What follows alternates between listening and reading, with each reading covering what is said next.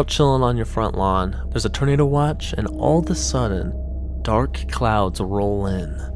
There's an eeriness in the atmosphere. The birds stop chirping. The leaves have turned over. And there's an old lady down the street who claims that there's a pain in her knee, which only comes before severe storms. I've felt these pains like this for a long time. And you're looking around, and then all of a sudden,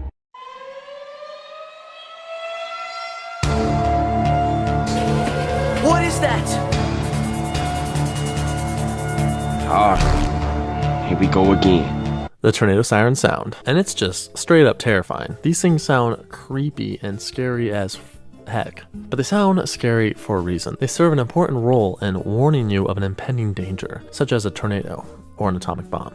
We'll get to that. Even the shape of these things is scary. I mean, that square horn shape, they look scary, they sound scary. Perhaps that's why they make such great creepypasta internet lore cryptids.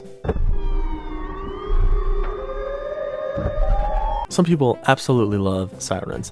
Like, there are straight up tornado siren fandoms out there, tornado siren enthusiasts out there that travel. Like, there's so many YouTube channels about tornado sirens. Some people are absolutely terrified of them, which makes sense. To me, I absolutely love them. I'm all about them. Anyway, we're going to talk about them. We're going to talk about their history. We're going to talk about their future. We're going to talk about different models, different sounds. We're going to talk about what I think are the creepiest sounding tornado sirens, aka civil defense sirens, aka air raid sirens, because technically they're not meant for tornadoes. But before we get into any of that, be sure to subscribe for more tornado related content. Let's get in the video. Now, first things first, let's quickly talk about the history of sirens. Back in 1799, a Scottish physicist by the name of John Robison invented the very first siren. His initial intentions were to use his invention for the creation of beautiful music. His device used a high-speed rotating disc with uniformly spaced holes all around it to make noise when a jet of air is propelled through it. Robison's innovation was further improved on in the 1800s by Cagnier de la Tour and Professor Joseph Henry.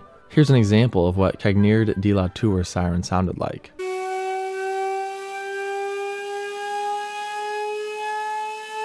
Fun fact, this siren could also work underwater. Many sirens of the 1800s were steam-powered and often used as foghorns for lighthouses. Skipping ahead to the 20th century, we have the oldest still-in-use siren today.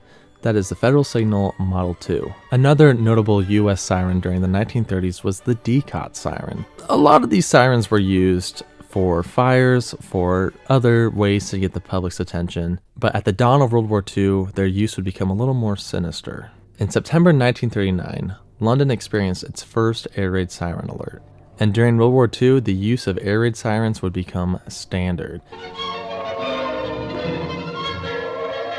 No time now for asking what to do, where to go.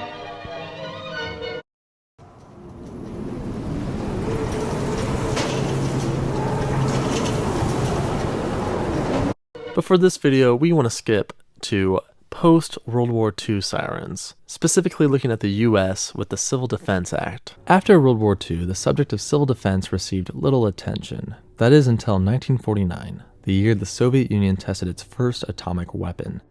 Immediately following the test, there was a sense of urgency among the American people and administration to enact safety policies in the event of an attack. As a result, President Harry S. Truman issued an executive order establishing the Federal Civil Defense Administration. This legislation included funding for defensive equipment from the federal government to the states and local communities. Most of the funding went into creating fallout shelters. However, some of the funding went towards installing large outdoor sirens in cities and towns. These sirens would then be used to alert local populations of an incoming atomic bomb.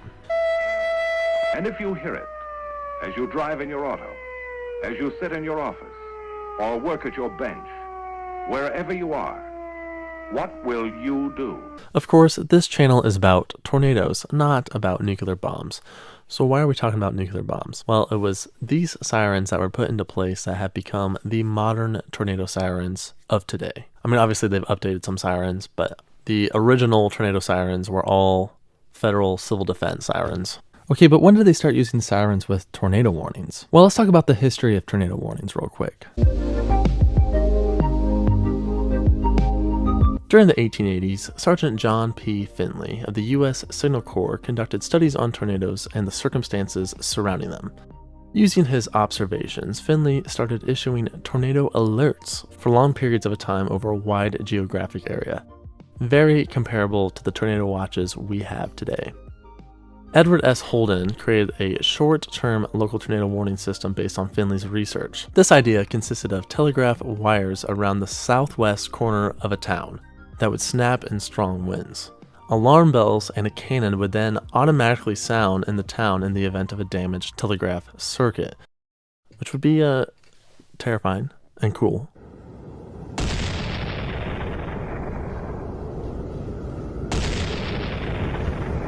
Local tornado warnings were, however, generally frowned upon by many scientists and experts at the time. For this reason, the actual word tornado was banned. Like, it was straight up banned.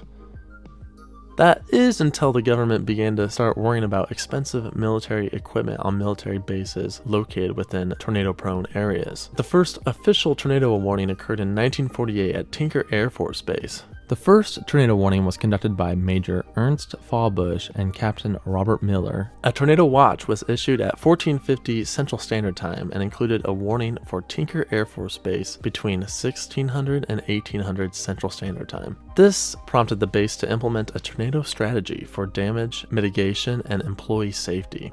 Around 1800 Central Standard Time, a tornado struck the base, verifying the warning and ushering in the modern era of tornado warnings. The very first use of a civil defense siren to warn a community of an incoming tornado happened on June 11, 1958 in Wichita, Kansas, a day after the infamous El Dorado tornado. However, this was a pretty exceptional event because technically civil defense sirens were not to be used for natural disasters.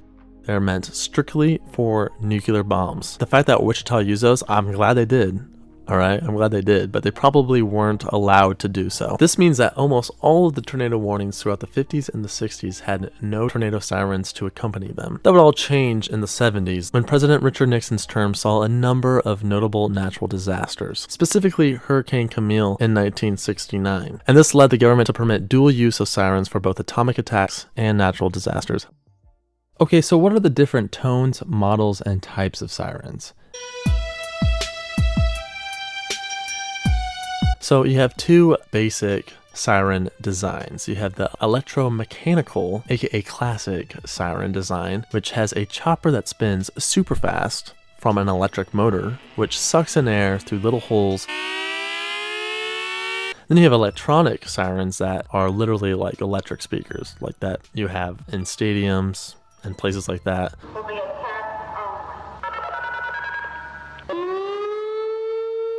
So let's talk about some different siren alerts and what they mean. There's the alert sound, which is just a steady, increased. This is typically used for tornadoes, at least historically speaking. It's been used for tornadoes and other natural disasters.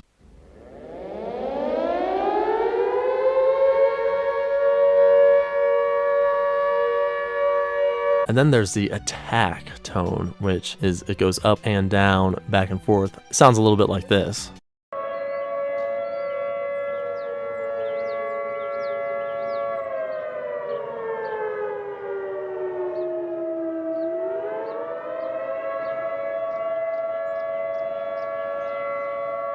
So while the first one went, the other one goes,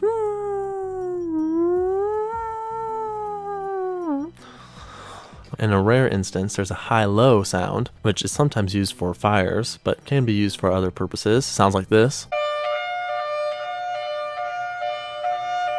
And then there's the creepiest of all of them, the alternating wail, which kind of mixes the high-low with the attack mode, and it sounds like this.